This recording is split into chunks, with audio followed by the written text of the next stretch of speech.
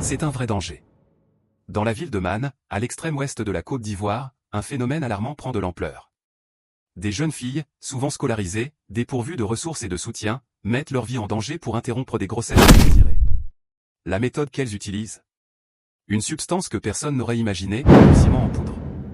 Elles versent du ciment dans un récipient perforé afin d'en recueillir un liquide acide qu'elles ingèrent. Ce poison corrosif est censé provoquer l'expulsion du fœtus.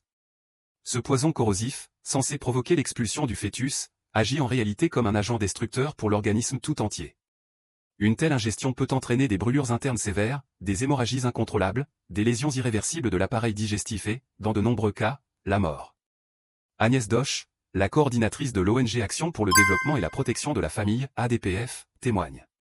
Elle croit trouver une solution, mais elles ne font qu'aggraver leur situation.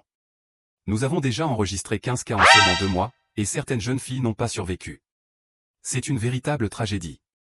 L'histoire de certaines victimes illustre la cruauté de cette pratique.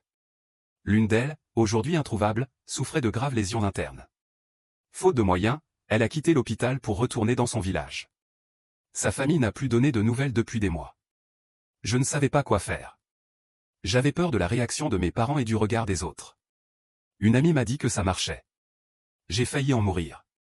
Ce drame ne se limite pas à un simple fait divers. Il révèle une réalité plus profonde, un manque criant d'éducation sexuelle, une absence de structure d'encadrement et un rejet des jeunes filles enceintes par la société. Pour nombre d'entre elles, l'avortement clandestin semble être la seule option. Ces jeunes filles sont abandonnées à elles-mêmes. Elles ne savent pas où chercher de l'aide. Souvent, elles écoutent des conseils de mauvais amis qui leur recommandent ces pratiques destructrices. Face à cette situation alarmante, il est urgent d'agir. Les autorités doivent renforcer l'accès à l'éducation sexuelle et aux soins de santé reproductive.